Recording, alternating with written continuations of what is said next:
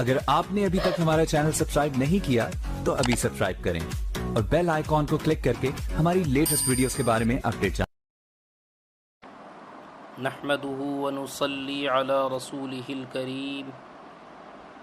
اما بعد فاعوذ بالله من الشيطان الرجيم بسم الله الرحمن الرحيم قال الله تعالى في القرآن المجيد والفرقان الحميد يا أيها النبي إذا طلقتم النساء فطلقوهن لعدتهن وأحصوا العدة صدق الله العظيم وصدق رسوله النبي الأمين الكريم ونحن على ذلك لمن الشاهدين والشاكرين والحمد لله رب العالمين۔ محترم معزز عزیزان ملت اسلامیہ، السلام علیکم ورحمۃ اللہ وبرکاتہ۔ خطبہ مسنونہ کے بعد میں نے آپ حضرات کے سامنے سورہ طلاق کی پہلی آیت تلاوت کرنے کا شرف حاصل کیا۔ اس کا ترجمہ و تشریح کرنے سے قبل آئیے ہم اور آپ مل کر ایک مرتبہ بارگاہ رسالت مآب حضور سید عالم محمد الرسول اللہ صلی اللہ علیہ وسلم میں درود پاک کا نذرانہ پیش کریں۔ پڑھیے اللہم صلی علی سیدنا و شفیعنا و نبینا و مولانا محمد وعلی آلہ و اصحابہ وبارک وسلم۔ صلاۃ و سلام علیک یا رسول اللہ۔ حضرات کرام، اللہ تبارک و تعالی اپنے مقدس کلام میں ارشاد فرما رہا ہے، یا ایھا النبی اذا طلقتم النساء، اے نبی مکرم آپ مومنوں سے کہہ دیجئے کہ جب تم لوگ اپنی عورتوں کو طلاق دو، فطلقوہن لعدتہن واحصوا العدہ، تو ان کو ان کی عدت کے وقت میں طلاق دو اور عدت کا شمار رکھو۔ واتقوا اللہ ربکم، اور اللہ سے ڈرو جو تمہارا رب ہے۔ لا تخرجوہن من بیوتکم ولا یخرجن الا ان یأتین بفاحشۃ مبینہ، تم عورتوں کو ان کے گھروں سے نہ نکالو اور نہ وہ خود نکلیں مگر یہ کہ کسی صریح برائی کا ارتکاب کریں۔ وَتِلْكَ حُدُودُ اللَّهِ، اور یہ اللہ کی حدیں ہیں۔ وَمَن يَتَعَدَّ حُدُودَ اللَّهِ فَقَدْ ظَلَمَ نَفْسَهُ، اور جو اللہ کی حدوں سے آگے بڑھا تو بے شک اس نے اپنی جان پر ظلم کیا۔ حضرات کرام، اللہ تبارک و تعالی اس آیت کے ذریعے بیوی کو طلاق دینے کا شرعی طریقہ بیان فرما رہا ہے اور طلاق یافتہ عورت کی عدت سے متعلق شرعی احکام بھی بیان فرما رہا ہے۔ چنانچہ آیت کے ابتدائی حصے کا خلاصہ یہ ہے کہ اے حبیب صلی اللہ علیہ وسلم اپنی امت سے فرما دیں کہ جب تم لوگ عورتوں کو طلاق دینے کا ارادہ کرو تو ان کی عدت کے وقت پر یعنی پاکی کے دنوں میں انہیں طلاق دو تاکہ ان کی عدت لمبی نہ ہو جائے۔ حضرات ملت اسلامیہ، طلاق مذہب اسلام کے اندر ناپسندیدہ چیز قرار دی گئی ہے۔ اسلام کے اندر اسے اچھا نہیں سمجھا جاتا، لیکن کبھی کبھی ایسا ہوتا ہے کہ شوہر و بیوی کے درمیان اختلافات اس قدر بڑھ جاتے ہیں کہ اتحاد کی کوئی صورت ہی نظر نہیں آتی۔ ان کی شب و روز کی زندگی جہنم کا نمونہ بن جاتی ہے۔ بہرحال جب اتفاق کی کوئی صورت ہی نہیں تو شریعت مطہرہ نے وہ رشتہ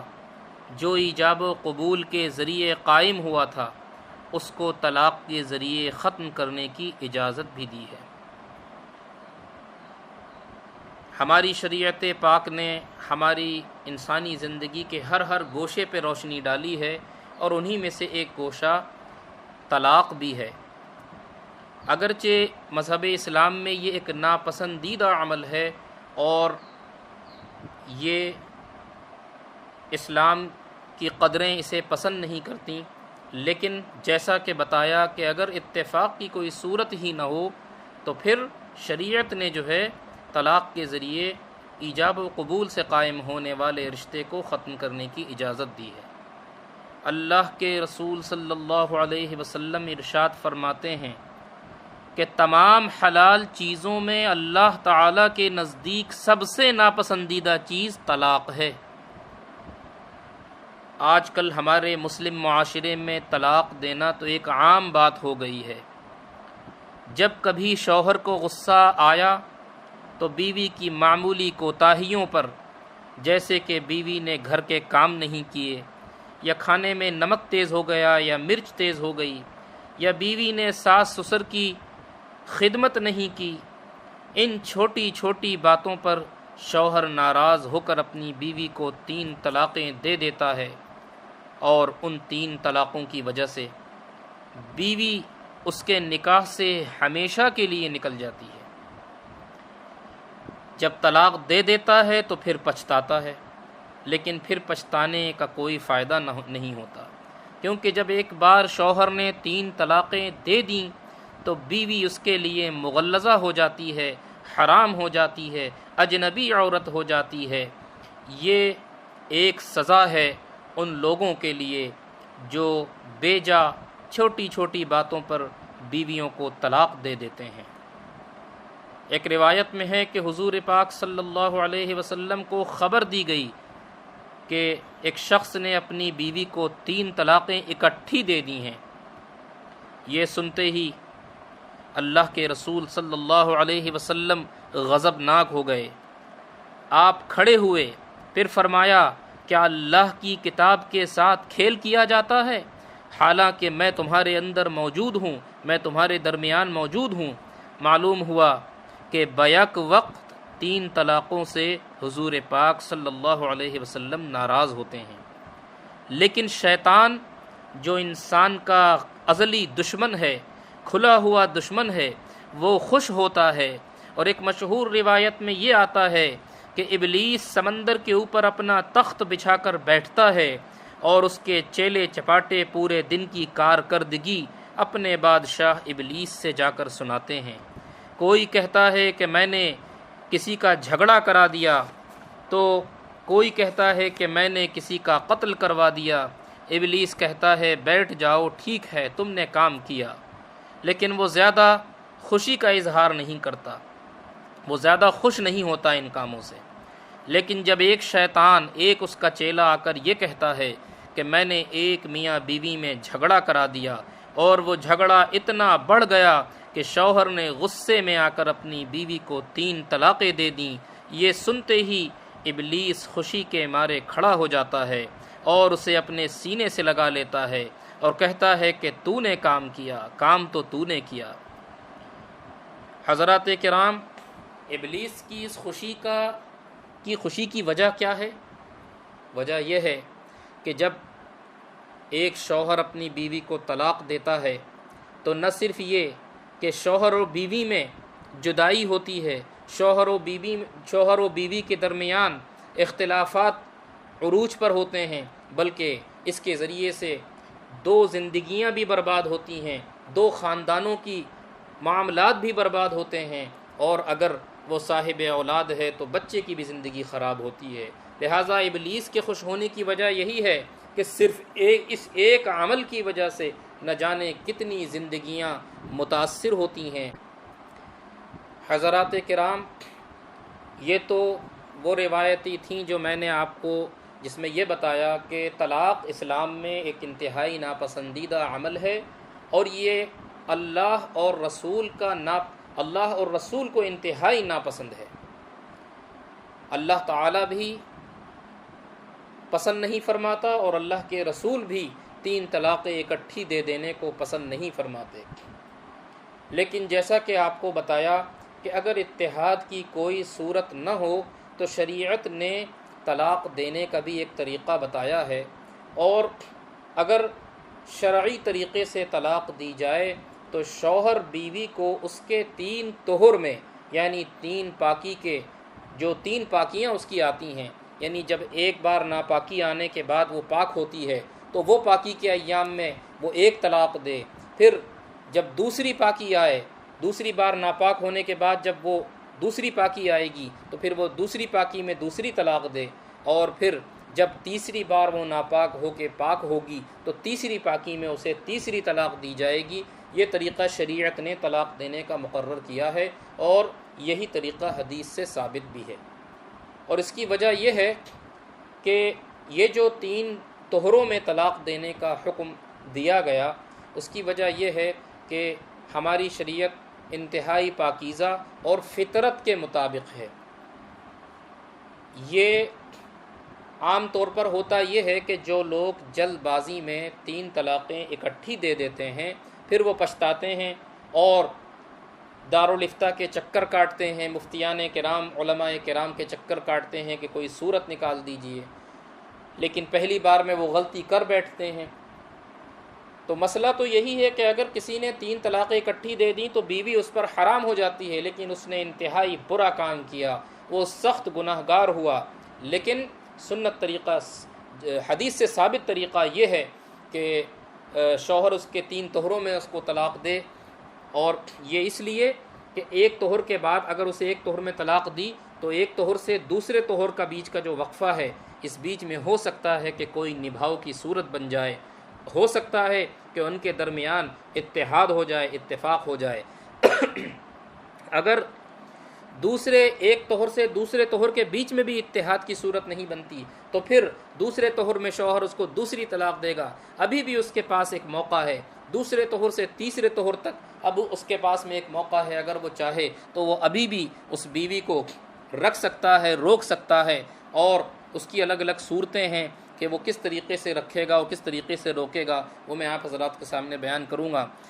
تو ہو سکتا ہے کہ اس دوسرے طہر سے تیسرے طہر میں نبھاؤ کی صورت بن جائے، لیکن جب دوسرے سے تیسرے کے بیچ میں بھی نبھاؤ کی صورت نہیں بنتی تو پھر تیسرا طہر آتا ہے، اور تیسری پاکی میں جب شوہر نے اس کو تیسری طلاق دے دی تو اب وہ بیوی اس کے لیے مغلظہ ہو گئی، حرام ہو گئی، اجنبی ہو گئی۔ اب وہ اس عورت سے دوبارہ اس وقت تک نکاح نہیں کر سکتا جب تک کہ یہ کسی دوسرے شوہر سے نکاح نہ کر لے، اسی کو کہتے ہیں حلالہ کرنا۔ اور ایک بات میں یہاں یہ بھی کلیئر کرتا چلوں کہ دیکھیے، حلالہ یہ کوئی طریقہ نہیں ہے بیوی کو، اپنی پرانی بیوی کو جائز کرنے کا، یہ کوئی طریقہ نہیں ہے، بلکہ شریعت نے، کچھ لوگ یہ سمجھتے ہیں کہ حلالہ ایک طریقہ ہے بیوی کو واپس لوٹانے کا، یہ ان کی سراسر غلط فہمی ہے۔ شریعت نے اس عورت کو یہ اجازت دی ہے، مطلقہ عورت جس کو طلاق دے دی گئی ہے، اسے یہ اجازت دی ہے کہ وہ اب عدت گزرنے کے بعد جس سے چاہے اس سے نکاح کرے۔ اگر وہ عورت حاملہ تھی تو وضع حمل اس کی عدت ہے، یعنی اس کو بچے کی پیدائش ہو جائے گی، اس کی عدت ختم، چاہے بچے کی پیدائش عدت کے جو ایام ہیں اس سے پہلے ہو جائے، یا پھر وہ عورت جو ہے حاملہ نہیں ہے، بلکہ عدت جو ہے، عدت کو رکھنے کا مقصد یہی ہے کہ یہ پتہ چل جائے کہ عورت حاملہ ہے یا نہیں ہے۔ اگر حاملہ ہوگی تو اس کا حمل ظاہر ہو جائے گا، تو ظاہر سی بات ہے کہ جب حمل ظاہر ہو جائے گا تو پھر وضع حمل اس کی عدت ہوگی، اور اگر حاملہ نہیں ہے تو بہرحال عدت تو وہ پھر بھی گزارے گی۔ تو وہ مطلقہ عورت دوسرے کسی سے عدت کے گزرنے کے بعد نکاح کر سکتی ہے، اور اگر وہ چاہے تو وہ شوہر اگر چاہے تو وہ اسے رکھ سکتا ہے اور اسے روک سکتا ہے، اور اگر رضامندی ہو دونوں میں تو یہ دونوں ایک ساتھ زندگی گزار سکتے ہیں۔ تو یہ کوئی طریقہ نہیں ہے کہ شوہر اول کے پاس جانے کے لیے وہ کسی اور سے نکاح کرے اور پھر وہ جو ہے وہ شوہر اس سے یہ طے ہو جائے کہ وہ اسے طلاق دے دے۔ یہ جو اگر کچھ لوگ اس طریقے سے اگر کرتے ہوں تو یہ ایک غلط رسم اور غلط بدعت ہے۔ شریعت نے یہ کوئی طریقہ مقرر نہیں کیا ہے شوہر اول کے پاس جانے کے لیے، شریعت نے یہ اجازت دی ہے کہ عدت گزر جائے تو جس سے چاہے اس سے نکاح کرے۔ بہرکیف فقہائے کرام نے طلاق کی نتیجے کے اعتبار سے 3 قسمیں کی ہیں، یعنی انجام طلاق کا حکم اور اس پر کیا حکم نافذ ہوگا، اس اعتبار سے نتیجے کے اعتبار سے فقہائے کرام نے طلاق کی 3 قسمیں کی ہیں۔ تو سب سے پہلے نمبر پہ ہے رجعی، دوسرے نمبر پہ ہے بائن اور تیسرے نمبر پہ ہے مغلظہ۔ طلاق رجعی کا مطلب یہ ہے کہ شوہر اپنی بیوی کو صریح الفاظ سے ایک طلاق دے۔ صریح الفاظ سے کا مطلب یعنی جو اس کے الفاظ ہیں، جیسے اس نے یہ کہا کہ میں نے تجھے طلاق دی،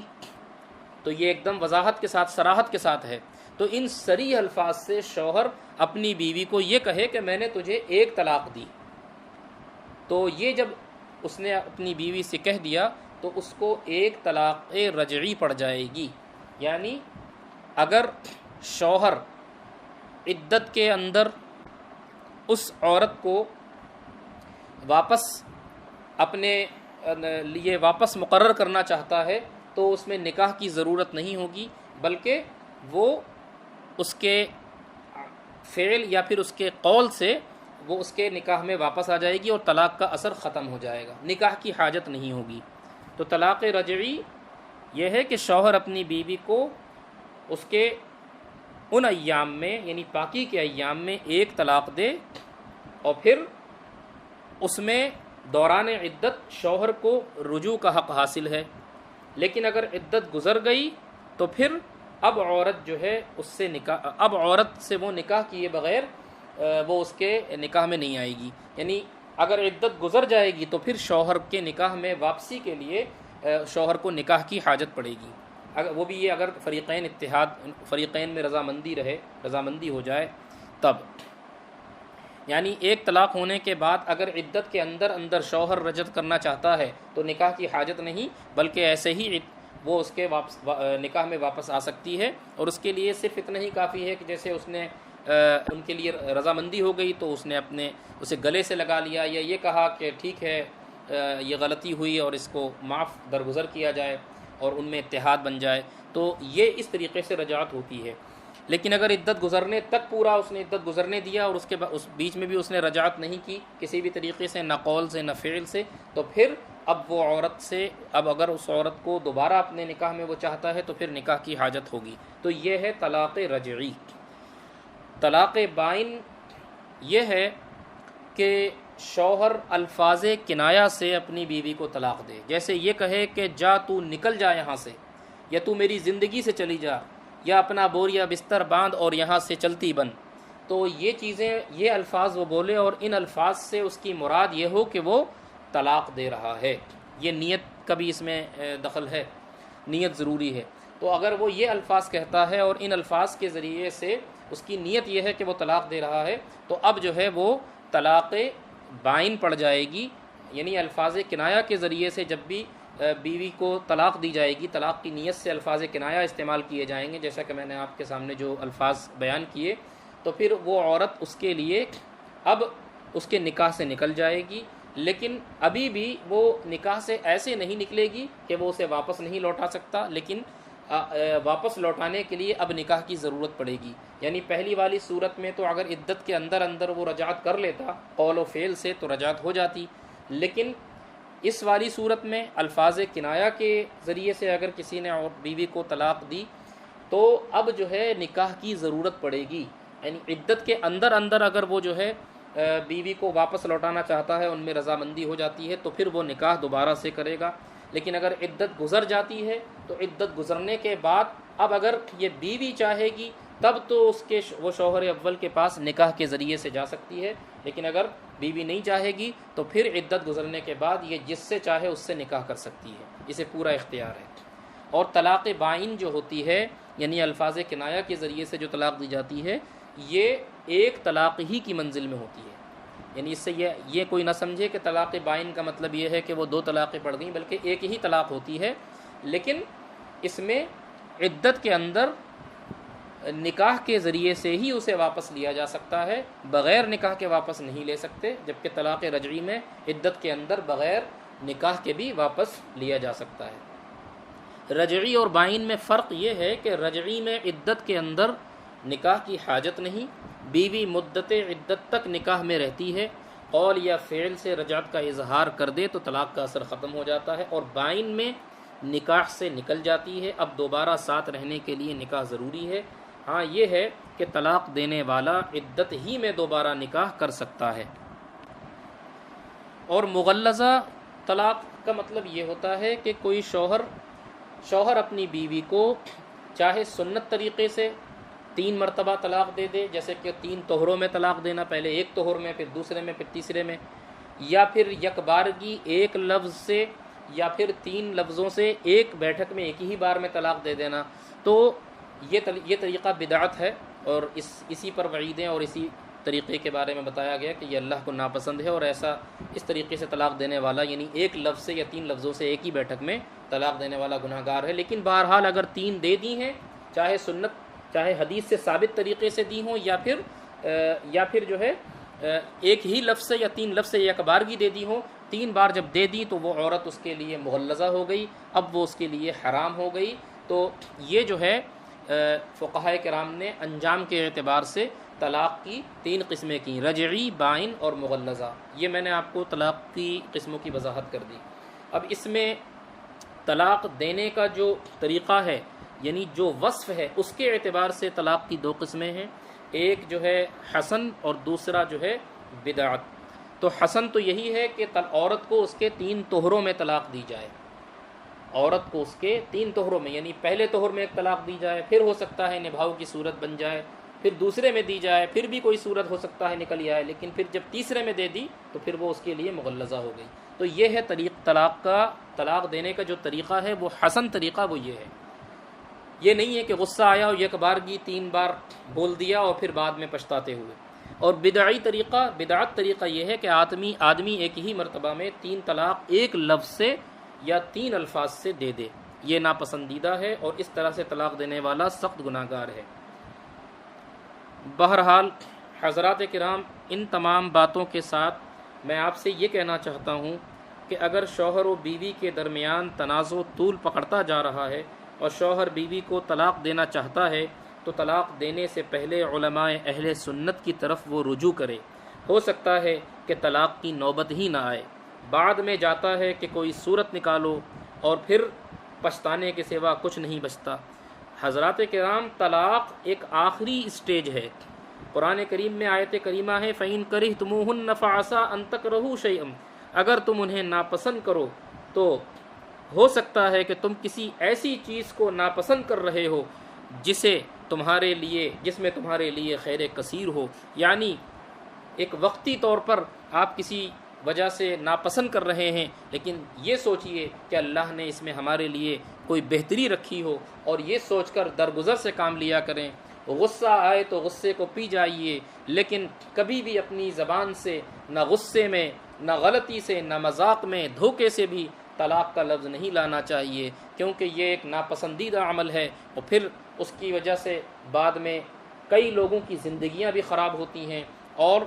پھر یہ خود بھی پچھتاتا ہے۔ اور اگر پھر بھی کوئی اتحاد کی صورت نہ بنے تو بھی اگر طلاق دینا ہے تو علماء کی طرف رجوع کریے، اور اس کا جو شرعی اور سنت طریقہ، جو حدیث سے ثابت طریقہ ہے، اس طریقے کے مطابق اگر طلاق دی جائے تو ہو سکتا ہے کہ 1 یا 2 طلاقوں کے بعد دوبارہ سے نبھاؤ کی صورت بن جائے اور زندگی